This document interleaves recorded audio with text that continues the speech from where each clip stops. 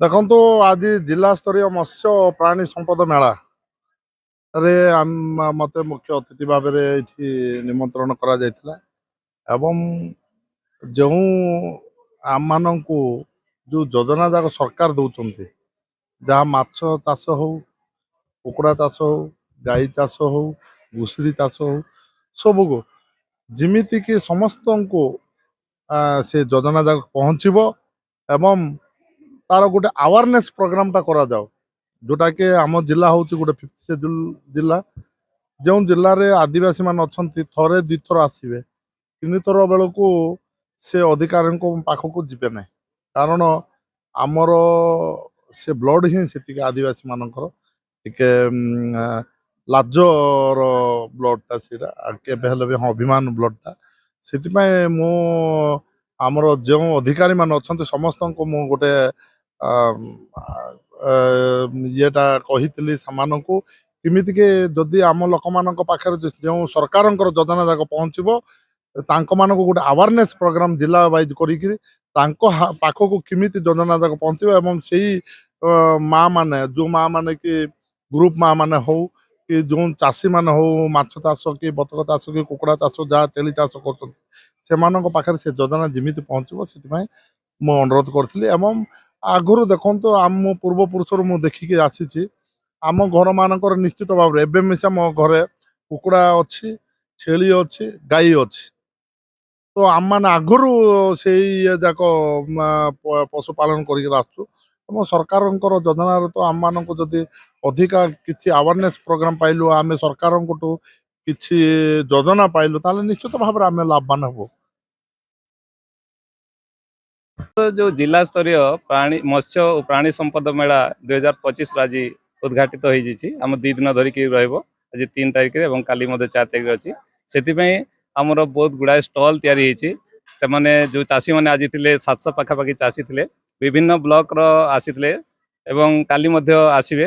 तेणु समस्त चाषी को केमती आमर मुख्यमंत्री जो आमर मत्स्य प्राणी संपद उपर मुख्यमंत्री जो सहायता योजना रही प्रधानमंत्री योजना रही ये सब गुड़ा विषय केमती से जानवे और केमती लाभान्वित हो पारे से समस्त वक्तव्य समस्ते वक्तव्य माध्यम रखी जिला स्तरीय अधिकारी मैंने अच्छा से दिग्दर्शन देते और आशा करुचु जो चाषी मैंने ये निश्चित भाव में यही कार्यक्रम माध्यम बहुत जिनस लाभान्वित नहीं पारे। धन्यवाद। आत्मनिर्भरता ही विकसित भारतर मूल मंत्र। तेणु आत्मनिर्भरता मत्स्य एवं पशुपालन चाष नित्यांत जरूरी। कहीं ना आमर जो ओडिशार जो चाषी भाई भौणी मैंने से आइदर क्षुद्र बा मध्यम धरणर चाषी, तो से पाखरे आर्थिक संबल बहुत कम। तेणु से अल्परे आरंभ करी विभिन्न जीविका निर्वाह प्रोग्राम माध्यम बा लाइवलीहुड प्रोग्राम माध्यम निजर जीविका निर्वाह जदि मत्स्य एवं पशुपालन विभाग प्राणीपालन विभाग थिबा विभिन्न योजना माध्यम जदि निजे स्वावलंबी हो पारे ताले भारत निश्चित भाव में विकसित हो।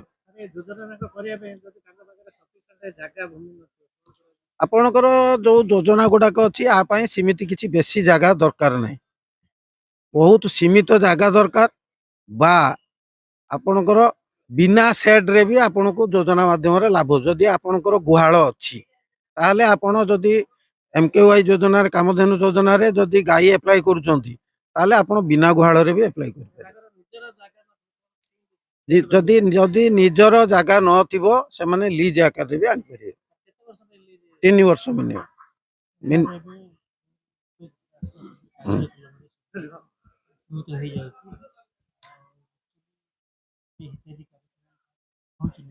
संपूर्ण भाव में मुझे कहबी मु जो 6 मास जॉइन कर स्कीम देती मु हृदबुद्ध जे सेटा निश्चित भाव में चाषी पाखे पहुँच कहीं ना आम फील्ड वेरिफिकेशन कला परे ही पेमेंट कर बिना फील्ड वेरिफिकेशन ले पेमेंट करूना। नहीं दीटा डिफिकल्टी रोचे, गोटे हूँ ଆପଣଙ୍କୁ ଯେତେବେଳେ ଆପ୍ଲାଏ କରିବାକୁ ପଡୁଛି ଗୋ ସୁଗମ ବୋଲି ଗୋଟେ ପୋର୍ଟାଲ ଅଛି ଯୋଉଠିକି ଆପ୍ଲାଏ କରିବାକୁ ପଡୁଛି। ଆମର ସାଧାରଣତଃ ରାୟଗଡ଼ାର ଚାଷୀମାନେ ଆଦିବାସୀ, ତ ସେମାନେ ଏଇ ଯୋଉ ସିଏସସି ସେଣ୍ଟରକୁ ଯାଇକି କିମ୍ବା ଆମ ଅଫିସକି ଆସିକି ବିଭିନ୍ନ କାଗଜପତ୍ର ଧରି ଗୋ ସୁଗମରେ ଆପ୍ଲାଏ କରିବା ପାଇଁ ଟିକେ ରିଲକ୍ଟାଣ୍ଟ ହଉଛନ୍ତି।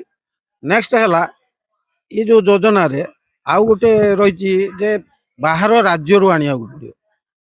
ତେଣୁ ଏଇ ଦିଟା ପାଇଁ ଟିକେ ଅସୁବିଧା ହେଉଛି, କିନ୍ତୁ ବର୍ତ୍ତମାନ ଚାଷୀମାନେ ପ୍ରାୟ କନଭିନ୍ସ ହେଇଗଲେଣି ଏବଂ ବହୁତ ଭଲ ଭାବରେ ଆମର 130 ଟାର୍ଗେଟ ଥିଲା, 130ରୁ ଆମେ ଅଦ୍ୟାବଧି 55 ଅଲରେଡି ଦେଇ ସାରିଲୁଣି, completely first phase and second phase.